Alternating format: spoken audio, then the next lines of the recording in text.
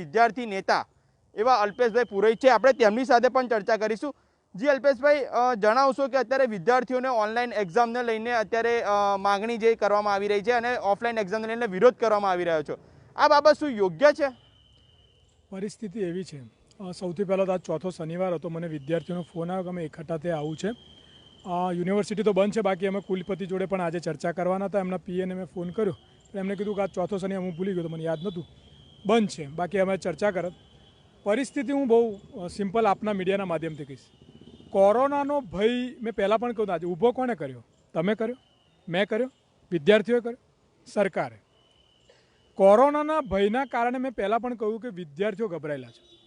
અગાઉ પણ સિન્ડિકેટમાં કેન્સલ થઈ ત્યારે મેં રજૂઆત કરી હતી, સાહેબને કહ્યું હતું કોઈપણ એક્ઝામનું આયોજન કરો તો મિનિમમ 15 દિવસની ગેપ રાખજો, જેના કારણે આપણે વિદ્યાર્થીઓને કઈ કઈ ફેસિલિટી શું કરી શકીએ એમાં મદદ કરી શકીએ અને ખરેખર એક કોર્ડિનેશન હોવું જોઈએ।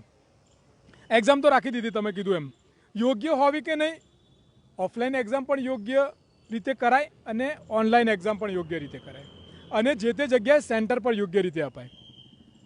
આજે 9 મહિનાથી ઘણી બધી તમે હમણાં ચર્ચા કરી કોઈને કે નેટવર્ક નહોતું આવતું, વિદ્યાર્થીઓ કમ્પ્લેન કરી, વાઇસ ચાન્સેલરે આ બાબતે કમ્પ્લેન કરી પણ વિદ્યાર્થીએ કરી કે નહીં એવું મારા ધ્યાનમાં નથી આવ્યું। વિદ્યાર્થીઓની પણ એવી રજૂઆત હતી કે અમારા ગામમાં નેટવર્ક, અમારી જોડે જ્યારે લાસ્ટ ટાઈમ પ્રથમ વખત જ્યાં પરીક્ષાના હતા ત્યાં વિદ્યાર્થીઓ દ્વારા કહેવામાં આવ્યું હતું કે જો ઓનલાઈન પરીક્ષા અત્યારે જે કરી રહ્યા છે પણ અમારા ગામમાં નેટવર્ક નથી આવતું તો અમે કઈ રીતના પરીક્ષા આપી શકીએ। એક વિદ્યાર્થીએ યુનિવર્સિટીના વાઇસ ચાન્સેલર દ્વારા એવું પણ કહેવામાં આવ્યું એક વિદ્યાર્થીએ ઝાડ પર બેસીને પરીક્ષા આપી નથી, એ વાઇસ ચાન્સેલરે કીધેલું, પણ સામે વિદ્યાર્થીનો પણ એવો આક્ષેપ હતો કે અમે ઓનલાઈન પરીક્ષા કઈ રીતના આપી શકીએ, અમારા ગામમાં નેટવર્ક નથી આવતું। તો તમારા આ સ્ટેટમેન્ટને હું માની લઉં કે એક્ઝામ માટે નેટવર્ક ના આવતું હોય તો ક્લાસીસ માટે ના આવે? ચોક્કસથી, કેમ કે એ વિદ્યાર્થીઓ જે પ્રમાણે કહી રહ્યા છે એ પ્રમાણે સાચી જ વાત છે। તો ક્લાસીસ માટે પણ નેટવર્ક નથી આવતું તો એ વિદ્યાર્થીઓ ઓનલાઈન 12 મહિના 9 મહિના ભણ્યા જ નથી કારણ કે નેટવર્ક નથી, તો એક્ઝામ લેવી જોઈએ કે ના લેવી જોઈએ? નૈતિકતાથી જવાબ આપજો, તમે વાઇસ ચાન્સેલર બન્યો જવાબ। પણ તમે જે પ્રમાણે અત્યારે અલ્પેશભાઈ કહી રહ્યા છો, તમે જે રીતના કહી રહ્યા છો કે ના ના ના ના તમે જે પ્રમાણે કહી રહ્યા છો તો આનો મતલબ છેલ્લે એન્ડ તો એવો જાય કે વિદ્યાર્થીઓ પરીક્ષા ના આપે તો સારું, એવું કહેવા માંગો છો તમે? તમારા સવાલનો જવાબ, તમે એવું કીધું કે નેટવર્ક નથી, ઝાડ પર ચડ્યો, વાઇસ ચાન્સેલરે કીધું, બરાબર? અને વાઇસ ચાન્સેલરનું કેવું છે તમારા સમક્ષ જ આ વસ્તુ કીધું હતું અમે? હું તમને એ જ કહું છું, છોકરાએ નથી કીધું અને લગભગ મને વધારે નહીં પણ 12-15 વર્ષ થઈ ગયા વિદ્યાર્થી પ્રતિનિધિત્વ કરવા। 2% છોકરાઓ કહી શકે પણ 98% છોકરાઓનો મત બીજો છે અને હું એવું માનું છું, હું એવું નથી કહેતો બધા નેટવર્ક આવે છે। તમે પણ એક સિન્ડિકેટ સભ્ય છો, તમે પણ એક સિન્ડિકેટ સભ્ય છો, તો તમે આ રજૂઆત સિન્ડિકેટ સભાની અંદર કેમ નથી કરી? સરસ સવાલ પૂછો, હું સિન્ડિકેટ મેમ્બર છું, મારી જવાબદારી છે, મારી ફરજ છે અને મારે પણ આ બાબતે કુલપતિ શ્રી જોડે ચર્ચા થઈ છે। આ જે મુદ્દો છે ને એ કયો મુદ્દો છે ખબર? 12 મહિનાથી ડિજિટલ ઇન્ડિયાના નામે ક્લાસરૂમ ચાલતાનો મુદ્દો છે। મેં પહેલાં પણ કહ્યું ને આજે પણ કહું, પરીક્ષા લેવાવી જોઈએ એ વિદ્યાર્થીના ભવિષ્ય માટે મુખ્ય પાયો છે, તમે સાંભળજો મારી વાત। બીજી બાજુ પરીક્ષા કઈ રીતે લેવાવી જોઈએ એ પણ શિક્ષણ અને સરકાર માટે એક જવાબદારીનો વિષય છે।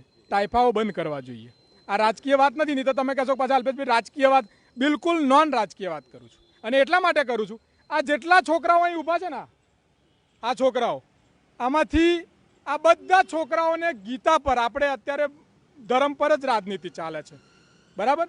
તો આ બધાને ગીતા પર હાથ મુકાઈને આપણે કસમ ખવડાવીએ કે ભાઈ તમે બધા ગીતાની સોગંદ ખાઓ, તમે વોટ કોને આપ્યો હતો? હાથ ઊંચો કરીને કહો, શાના માટે આપ્યો હતો? ડિજિટલ ઇન્ડિયા માટે આપ્યો હતો? મિત્ર, મારી વાત એટલી છે, આ ભારતીય જનતા પાર્ટીના જ લોકો છે, આ રાજકીય વાત નથી। હું એમની લડાઈ લઈને એટલા માટે આવ્યો છું કે આ ગુજરાતના આવનારું ભવિષ્ય છે। 2 ઓપ્શન રાખો, એક આયોજન કરો, એક વ્યવસ્થા કરો, સાથે મળીને કરો। મારો વિરોધ નથી, ઓફલાઈન એક્ઝામ જે છોકરા આપતા માંગતા ઓફલાઈન બી લો, ઓનલાઈન પણ લો।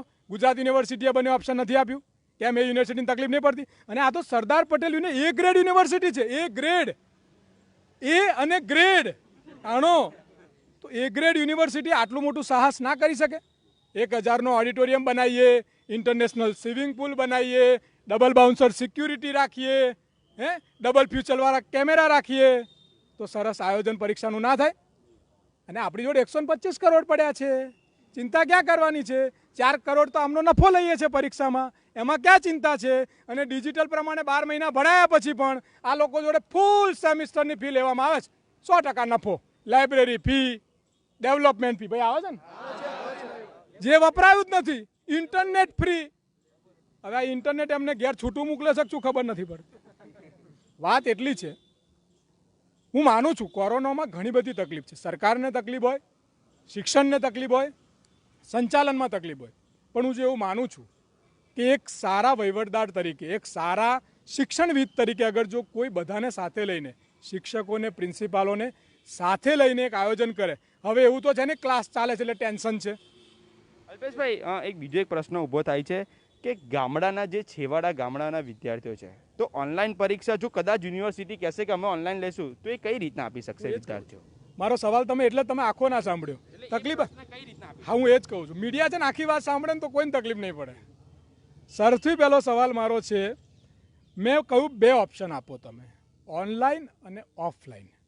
જ્યાં જ્યાં મેં હમણાં કહ્યું ગુજરાત યુનિવર્સિટીની 29 તારીખે પરીક્ષા છે, આણંદમાં સેન્ટર આપ્યું છે. આપ જઈને એનું ઇન્ટરવ્યૂ લઈ શકો, ના મને ફોન કરજો, હું જોડે આવીશ. આણંદની અંદર આણંદ ટાઉન હોલ વિસ્તારમાં આવેલી કોલેજમાં ગુજરાત યુનિવર્સિટીએ અહીં ગુજરાતમાં ભણતા વિદ્યાર્થીઓ માટે સેન્ટર આપ્યું છે. સરદાર પટેલ યુનિવર્સિટી ના આપી શકે? જેણે 500 ઉપરના રજવાડા ભેગા કર્યા એ સરદારની ભૂમિ આટલા 10,000 વિદ્યાર્થીઓની પરીક્ષાનું આયોજન ના કરી શકે? શું વાત કરો છો યાર? કરી શકે. અને એમાં પણ ડિજિટલ ઇન્ડિયા. આટલું બધું ડિજિટલ બાબતે અમે આગળ વધી રહ્યા છીએ. તમે જુઓ તો ખરા. તો આટલું બધું આપણે ડિજિટલમાં જતા આવીએ. 2 ઓપ્શન આપો, જ્યાં સેન્ટર થતા ત્યાં કરો. કદાચ સેન્ટર ના કરી શકો ઓફલાઈન. હું તમને કહું, કાશ્મીરના 5 છોકરાઓ, આ તમને નહીં ખબર હોય, હું તમને કહું છું, મેં કુલપતિશ્રીને પણ રજૂઆત કરાવડાવી છે, રજિસ્ટ્રારશ્રીને.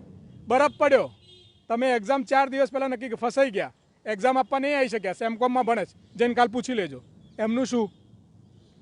LLBના 7 છોકરાઓ કોરોનાની ઘરે અહીંથી એક્ઝામ કેન્સલ ગતા રહ્યા, એમની જનરલના કારણે ફસાઈ ગયા, NPTA થયા છે. શું થયું ભાઈ? આ ડિજિટલ ઇન્ડિયાની વાત. હમણાં પણ એક છોકરો આવ્યો હતો, તમે જેમ કહો છો નેટવર્કના કારણે એને પણ કદાચ ઇન્ટરનલ નહીં આપ્યું હોય, બરાબર. આવી પરિસ્થિતિઓમાં, આવા સંજોગોમાં આપણે સમજવું પડશે કોરોના ક્યારે જશે. તમને મને બંને નહીં ખબર. દરરોજ અવાર પેપરમાં રશિયા આવે છે, ક્યાં પહોંચી હજુ સુધી તમને મને નથી ખબર.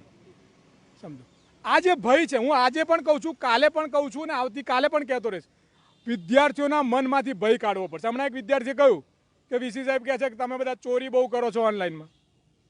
ઓપન બુક એક્ઝામમાં કેટલા ટકા ચોરી થાય છે? અને આટલી ઓનલાઈન એક્ઝામમાં કેટલા ટકા ચોરી થઈ એનો કોઈ પુરાવો છે? અને ઓફલાઈન એક્ઝામમાં કેટલા ટકા ચોરી થઈ એનો કોઈ પુરાવો છે? ચોરી કરનાર લોકો 2% હોય છે. હું એવું નથી કહેતો નથી હોતા, પણ એના માટે તમામ વિદ્યાર્થીઓ બદનામ ના કરવામાં આવે. અને આ કેમ રિઝલ્ટ આવ્યું? અધ્યાપકો, પ્રિન્સિપાલો, કર્મચારીઓ એ બહુ જ સહેજતાથી આ વખતે સિલેબસ. હવે આના માટે વાઇસ ચાન્સેલરશ્રીને રજૂઆત કરી છે આગળ કે હવે તમે ઓનલાઈન, કારણ કે હવે 1લી તારીખથી તો અલ્પેશભાઈ પરીક્ષા લેવાની શરૂઆત થઈ જ જશે. એમાં તો હજુ સુધી કોઈ યુનિવર્સિટીએ મોકૂફ તો રાખી નથી. તો હવે આનું આગળ આપ શું આયોજન કરશો? તમારી જાણ માટે કીધું, પરીક્ષા લેવાની શરૂ થશે નહીં, થઈ ચૂકી છે. 5મા સેમની પરીક્ષાનું લગભગ આજે 3rd સેમની જે વાત કરું છું, 3rd સેમની જે 1લી તારીખથી શરૂઆત થઈ રહી, પરીક્ષા લેવાની શરૂઆત થઈ ચૂકી છે. આજે બીજું પેપર હતું, એ રીતે પાછું 3rd સેમનું કદાચ પહેલીથી છે, એના પછી બીજા સેમની પરીક્ષાઓ પણ આવશે. પણ આ જે વિદ્યાર્થીઓનો જે ડર હતો, આમાં ઘણા બધા પ્રશ્નો છે નાના મોટા. એકલું ઓનલાઈનમાં આટલું, ધારો કે રૂમ ભાડે રાખી છે તો 8 મહિનાથી રૂમો ના રાખે, હવે રાખવા જાય ને તો એમને 6 મહિનાનું ભાડું આપવું પડે છે. એ પણ એક તકલીફ છે. એના સિવાય જમવાની, નાસ્તાની આ બધી 5 દિવસ માટેની ફેસિલિટી ના થાય, એટલે એમને છૂટક જમવું પડે.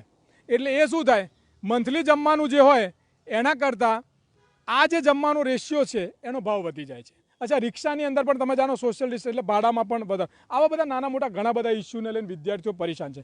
બીજી બાજુ ફીસ પણ ઓછી થઈ નથી, એમને કોઈ રાહત પણ મળી નથી. એક બાજુ આ રોગ થશે તો એના માટે ઇન્સ્યોરન્સ પણ જવાબદારી લેતું નથી. ક્યાંથી પૈસા મા બાપ લાવશે? મા બાપ પણ ડરમાં છે. આ એક ભયનો માહોલ છે. હું બહુ સ્પષ્ટપણે એટલું જ કહીશ, એક્ઝામો શરૂ થઈ ગઈ છે. આજે પણ કદાચ વાઇસ ચાન્સેલરશ્રીને તમામે વાત કરવી જોઈએ. સરકારશ્રીએ પણ આ બધાએ બહુ સરસ ડિજિટલ ઇન્ડિયામાં વોટ આપ્યા છે. આ ડિજિટલ ઇન્ડિયા ખોરવાઈ ના જાય આવનારા ઇલેક્શનમાં, એનું ધ્યાન રાખી. અને અલ્પેશભાઈ, વાઇસ ચાન્સેલર શ્રી દ્વારા પણ એક સ્વીકારવામાં આવ્યું હતું. અમારી જે એક લાઈવ ડિબેટની અંદર કહેવામાં આવ્યું હતું કે ડિજિટલ ઇન્ડિયા એ ફક્ત ડિજિટ પૂરતું છે. આ એક વાઇસ ચાન્સેલર શ્રી દ્વારા પણ એક આવું નિવેદન હાસ્યાસ્પદ આપવામાં આવ્યું હતું. ખૂબ સરસ. તો અમારે એટલા માટે જ મળવું છે કે સાહેબ એવું કહેતા કે ભાઈ ડિજિટલ છે જ નહીં તો આ બધા વેમમાંથી બહાર નીકળે અને ભારતના યુવાનો જે આ વેમમાં છે ડિજિટલ ઇન્ડિયાના એમાંથી બહાર. આ જે મુદ્દો છે ને આ કેમ ચગ્યો હું તમને કહી દઉં. સૌથી પહેલાં કોરોના આવ્યો, આપના માધ્યમથી ચલાવ્યું, ત્યારે સરકારે સ્પષ્ટ કહ્યું ડિજિટલ ઇન્ડિયાના અમારા માધ્યમથી એટલે દરેક મીડિયાના માધ્યમ. સૌથી પહેલાં અહીં માટે એટલા માટે કહી કે તમે ચરોતરના વિદ્યાર્થીઓનો વધારે ઇસ્યુ લો છો એટલે હું કહીશ તમે એક્ટિવ પણ છો અને સારી બાબત પણ છે. એના કારણે વિદ્યાર્થીઓના આવા મુદ્દાઓ ઉજાગર થાય છે. જે રીતે ડિજિટલ ઇન્ડિયાની અંદર પહેલાં ઓનલાઈન અભ્યાસ કરાવવાનો જે મુહિમ ચલાવી એ મુહિમના કારણે વિદ્યાર્થીના મગજમાં ઓનલાઈન એજ્યુકેશન ફિટ થઈ ગયું.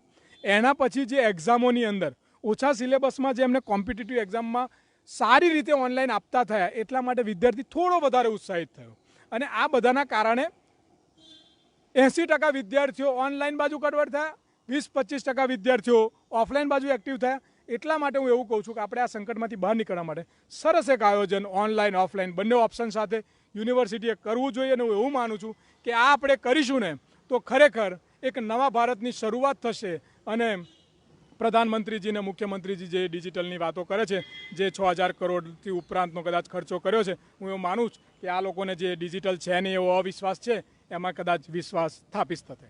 જી દર્શક મિત્રો, તમે જે પ્રમાણે અત્યારે વાત કરી, આપણે સિન્ડિકેટ સભ્ય સાથે પણ અત્યારે વાત કરી અને એમના દ્વારા પણ જણાવ્યું કે અત્યારે કોરોનાની મહામારી વચ્ચે છે ત્યારે જો શિક્ષણ ઓનલાઈન અપાય છે તો પરીક્ષા કેમ ઓનલાઈન નહીં લેવાય?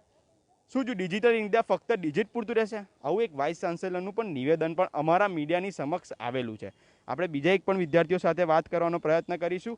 હજી આ બાબત